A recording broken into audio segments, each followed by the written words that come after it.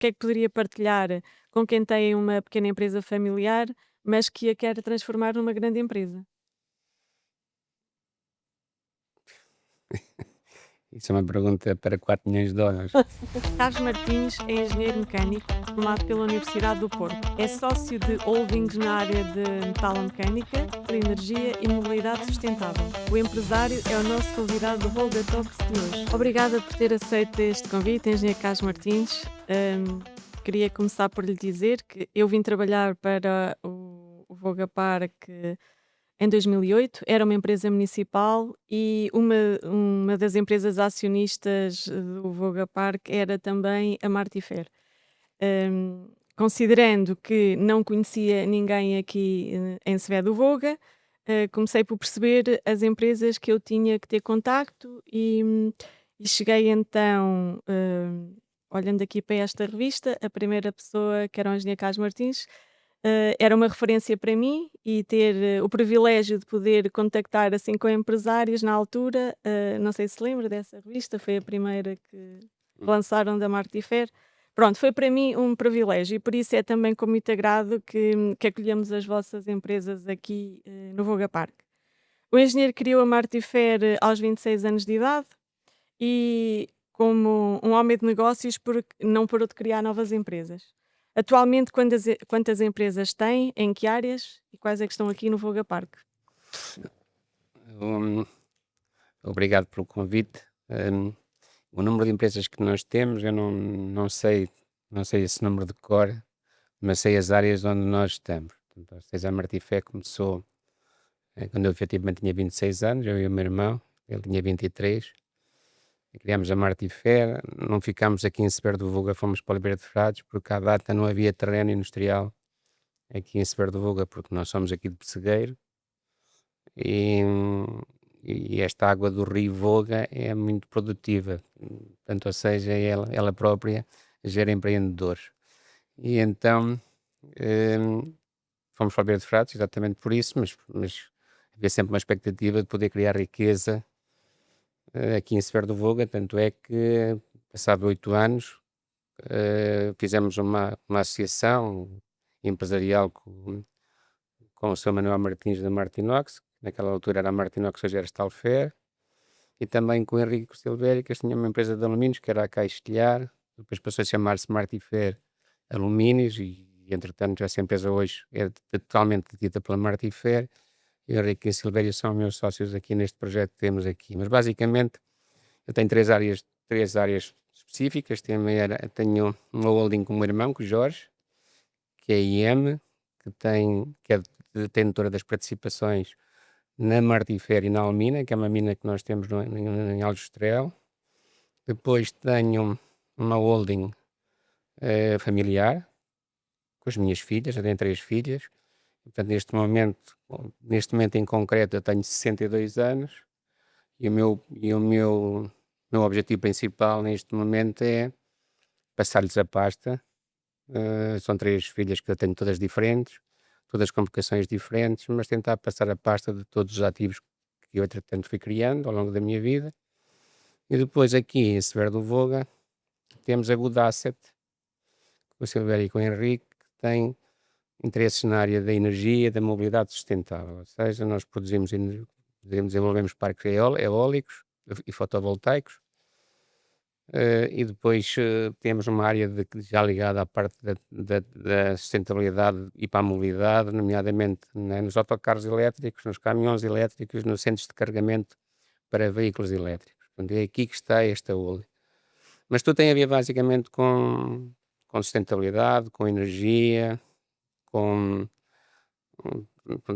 neste caso, a Martifé também é dona do estaleiro de Viana do Castelo, ou seja, é uma metalomecânica que foi transitando para a energia e agora estamos mais na parte da sustentabilidade.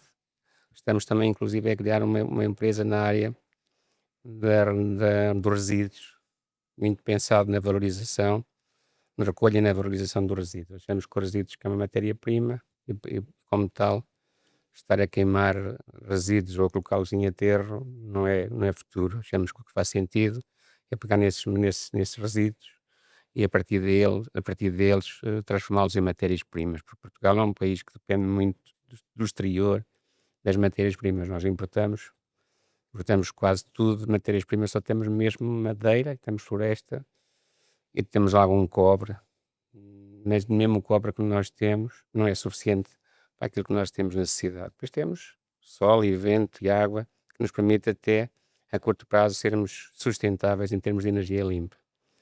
Só uma à parte, portanto, eu sou daqui, hum, e curiosamente onde nós estamos, aqui nesta sala, no primeiro piso, aqui isto era uma fábrica de massas alimentícias. E lembro-me que neste edifício estavam duas máquinas, estava a máquina da letria e estava a máquina que fazia as letrinhas e a pedida para fazer a canja, a sopa. E o meu pai trabalhava aqui.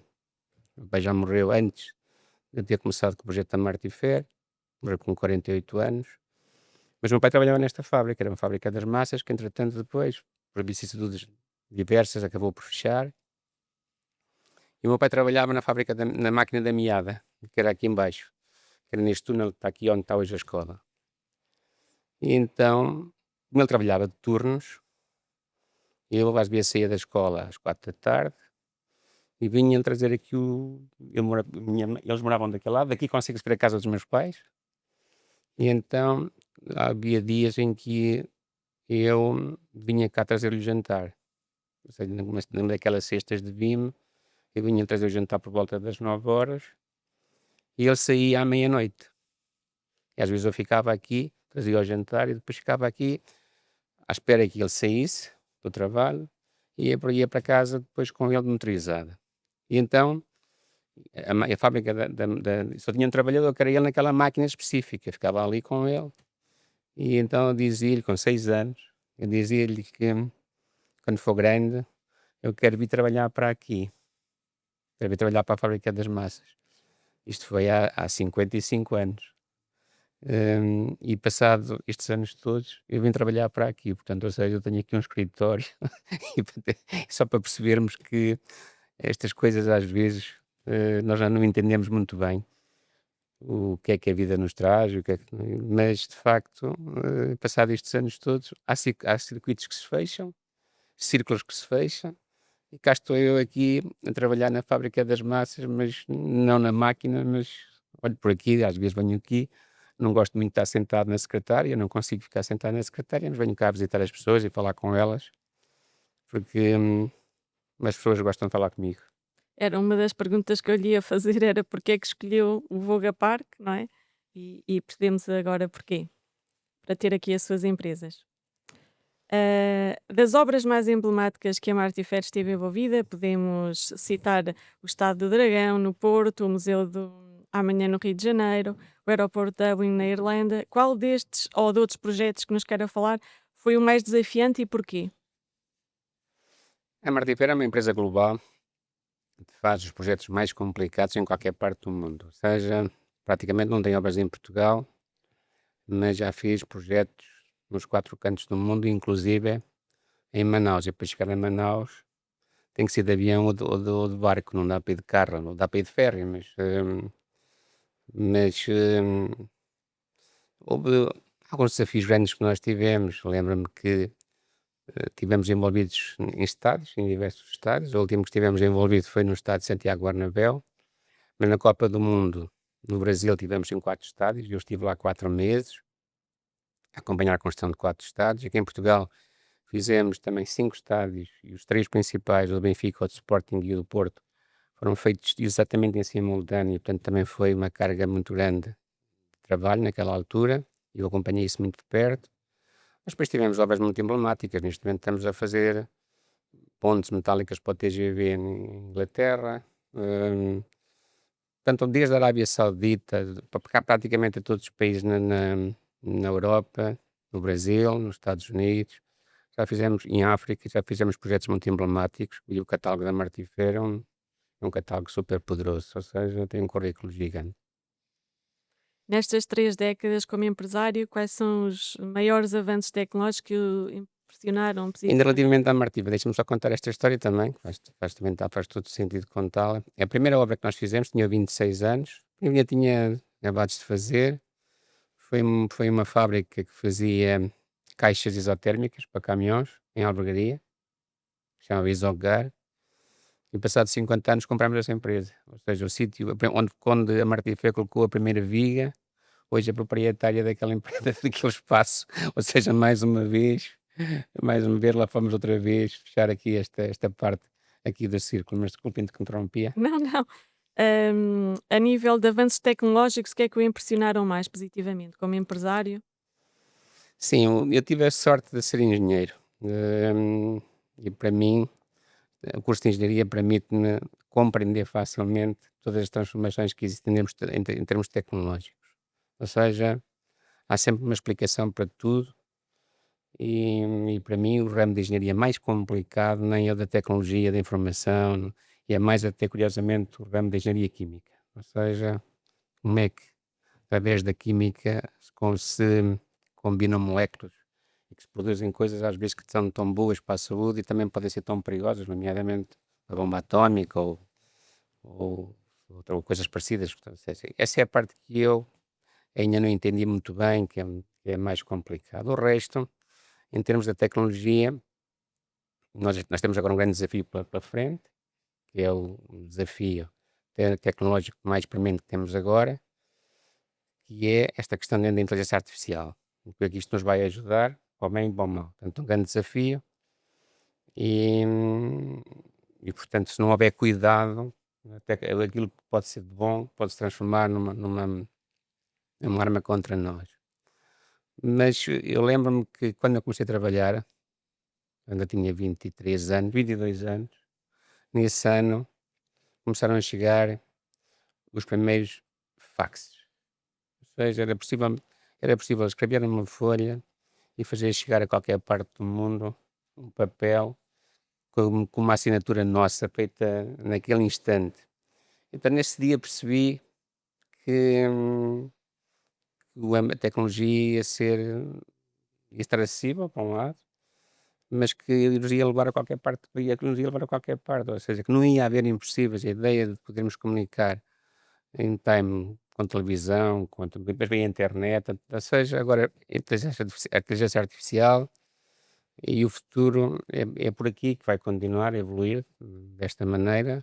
Hum, É importante que na inteligência artificial haja regulação, por isso é que existem países e existe regulação, mas neste momento o mundo está um bocado desregulado e isso preocupa-me um bocado. Ou seja, os políticos não são capazes de resolver a parte deles para que depois, quando a tecnologia não estava a serviço, quando a tecnologia passou a ser uma maldade, ela tem que ser penalizada. E, portanto, ou seja, nós para estarmos mais seguros no futuro, vamos perder muito a nossa privacidade.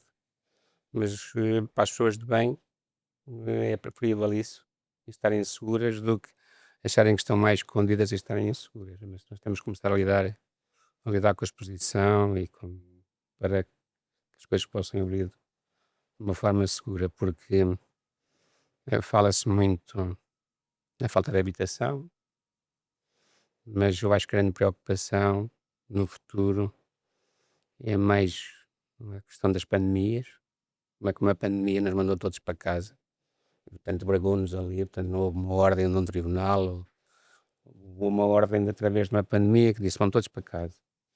E isso é uma preocupação. Outras pandemias podem surgir e outra preocupação neste momento é a segurança das pessoas, ou seja, estarmos aqui, é sempre bom que uma pessoa consiga ter uma previsibilidade grande sobre o que nos vai acontecer nos próximos 2 ou 3 anos. E a falta de insegurança, quando eu falo a falta de segurança, falo a segurança física, mas também a segurança ao nível das profissões, dos mercados, disso tudo. Se a falta de insegurança faz com que o mundo esteja menos previsível. E, portanto, a vida só faz sentido se nós tivermos uma ideia daquilo que vamos fazer amanhã. Não termos a certeza, porque senão isto passava a ser um bocado monótono. Mas neste momento a incerteza aumentou muito e a incerteza está mais pesada do que a certeza. Isto não é bom. O mercado de hoje necessita de profissionais com algumas competências que vão para além da área de formação. As universidades precisam de se ajustar nos currículos para que o estudante saia mais preparado para o atual mercado de trabalho. É dessa opinião? Sou. Sou da opinião que o mercado neste momento é que dita regras, não há nada a fazer. O mercado é muito poderoso e qualquer regulação ou regra que se tenha a impor é muito difícil de vergar no mercado. E, hum, e as pessoas no final do dia têm que ter emprego. E, portanto, têm que escolher uma profissão que tenha futuro. E, portanto, as universidades, quando tiverem a capacidade de dar às pessoas aquilo que elas querem, vão ter que corrigir a trajetória. Tem que ser a universidade ir atrás do mercado e não o mercado atrás da universidade. O engenheiro criou a Martifer com o seu irmão, uma empresa familiar, com muitos desafios para crescer. Que lições aprendeu neste processo? O que é que poderia partilhar com quem tem uma pequena empresa familiar, mas que a quer transformar numa grande empresa? Isso é uma pergunta para 4 milhões de dólares. O- Quando nós criamos a Marti Fé, tínhamos uma ideia, queríamos criar uma empresa que para 20 pessoas. E sabíamos naquela altura que uma metalomecânica tinha uma esperança média de vida de 15 anos. A Marti Fé hoje tem 36. Naquela altura é impossível para mim imaginar o que é que viria a acontecer. Ao longo destes 36 anos, muita coisa fazia diferente. Passei por momentos de muita glória, mas também momentos de muito difíceis e teria feito muita coisa muito diferente.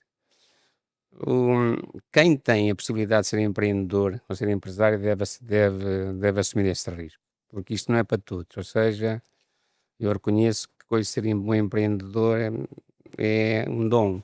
Ou seja, há muitas pessoas que querem, mas que não são capazes, e há outras que naturalmente as coisas saem facilmente. Eu pessoalmente já podia ter chegado para trás. Ou seja, teria uma vida melhor hoje se trabalhasse menos.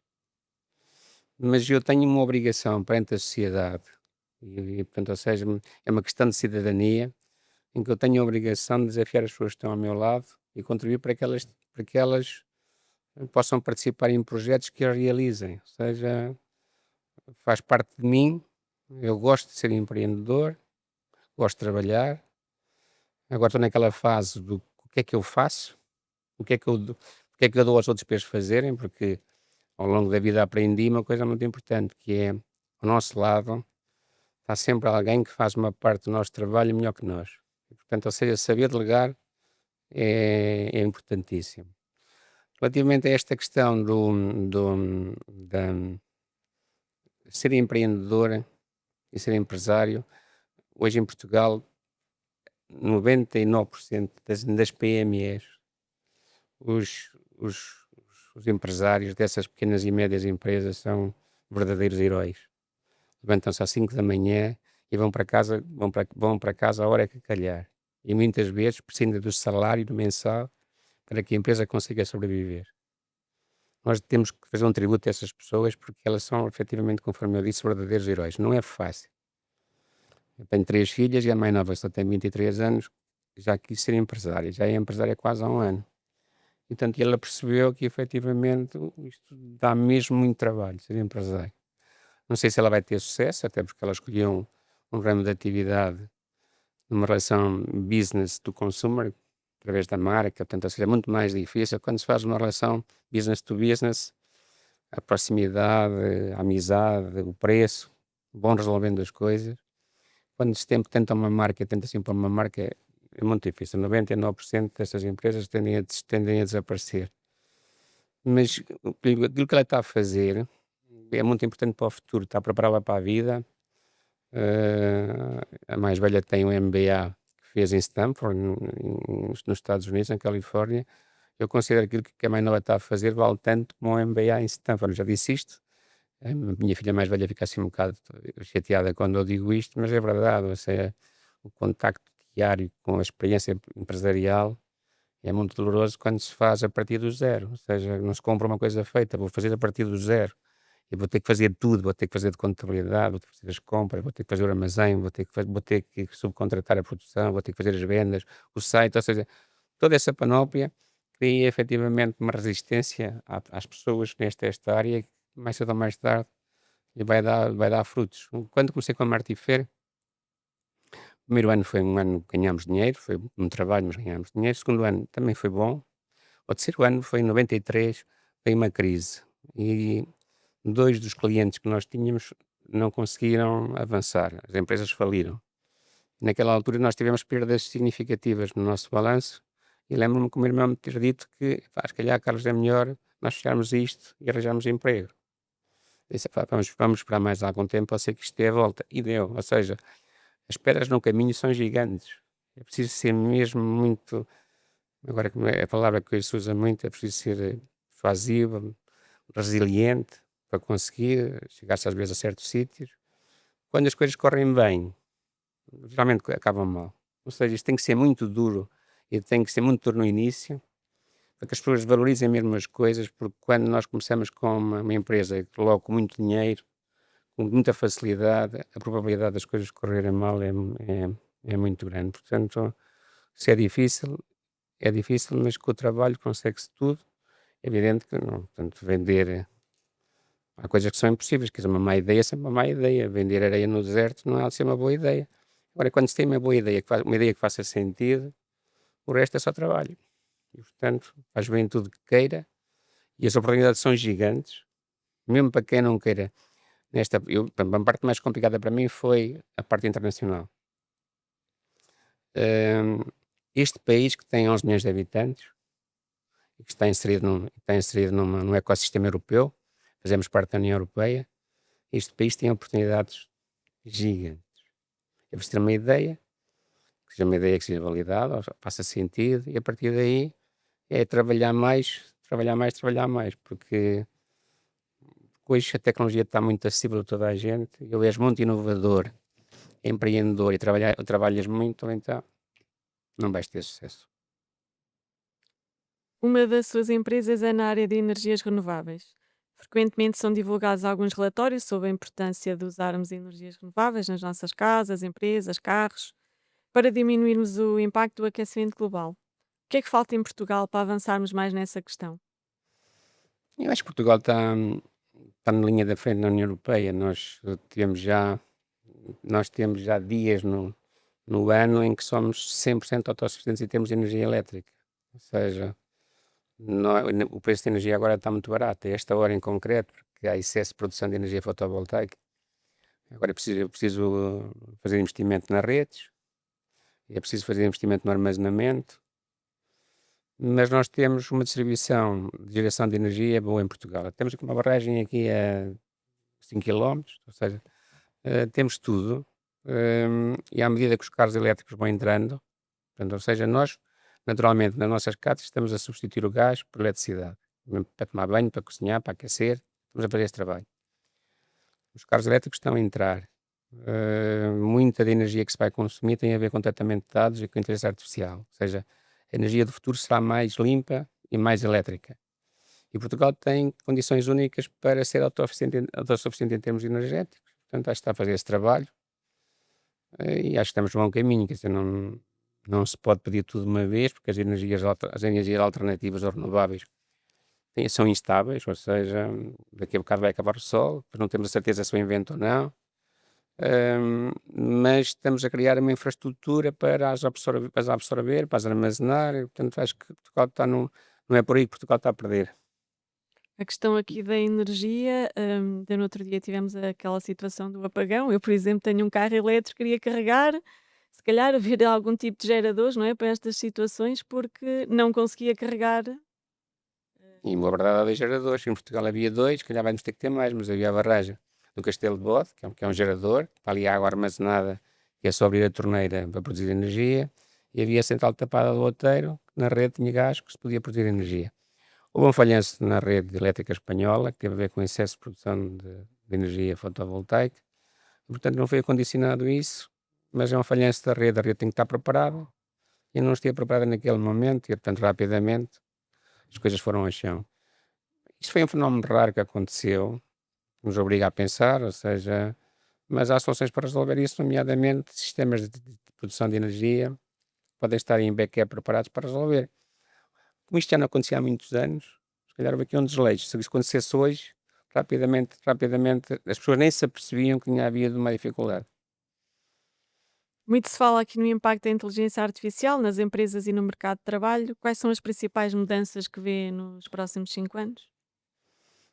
Vejo que a inteligência artificial vai fazer parte da nossa vida, que as empresas vão ter que aderir facilmente, que rapidamente se cria um ecossistema de empresas porque que fazem o fornecimento desse tipo de serviços às empresas, ou seja, olham para uma linha de produção e dizem como é que eu te posso ajudar. As empresas vão ter, como há 20 anos atrás criaram um departamento de qualidade, agora vão ter de criar um departamento de inteligência artificial, em que uma parte será feita em casa, a outra parte há de ser terceirizada. Vai fazer com que, a inteligência artificial vai fazer com que quem não for muito mais inovador a nível do produto e do cliente fique para trás, porque os meios de produção vão ser mais equivalentes, está a ver? Ou seja, um carro vai ser feito numa linha onde não vai haver nenhuma pessoa a trabalhar. E então quem quer que o carro se vai diferenciar?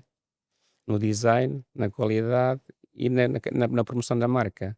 Porque a tecnologia vai ser igual para todos, ou seja, os fornecedores da tecnologia vão ser semelhantes para todos. Isto é quase como um telemóvel. O telemóvel da Samsung ou da Apple, se calhar é mais caro e é melhor com a Huawei ou com o Xiaomi ou com outros, não é? Foi a capacidade de criar mercado e de apostar no design, ou seja, e depois da moda, quer dizer, eu tenho este, eu tenho aquele. Da nossa parte, do Voga Park, é muito importante termos empreendedores assim como o engenheiro no nosso ecossistema, além de nos ajudar na parte da mentoria, os nossos projetos, também participa sempre nos nossos concursos de empreendedorismo, seja a nível de investimento, seja a nível de júri, e por isso também é para nós muito importante que esteja aqui.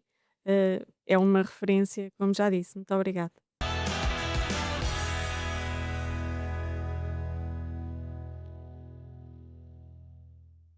A Andréia é a primeira responsável pelo Voga Park, não é? Sim. Eu gostava de saber, daqui a 5 anos, onde é que está o Voga Park. Aquilo que nós esperamos é que o Vogapar continue a crescer, trazer mais impacto para a região a nível de desenvolvimento económico, trazer empresas mais tecnológicas e que consigamos ter um posicionamento a nível nacional. Óbvio. Muito obrigada por terem estado desse lado. Fiquem atentos aos próximos episódios do Volga Talks. As conversas com as pessoas que criam inovação e constroem o futuro na região passam por aqui.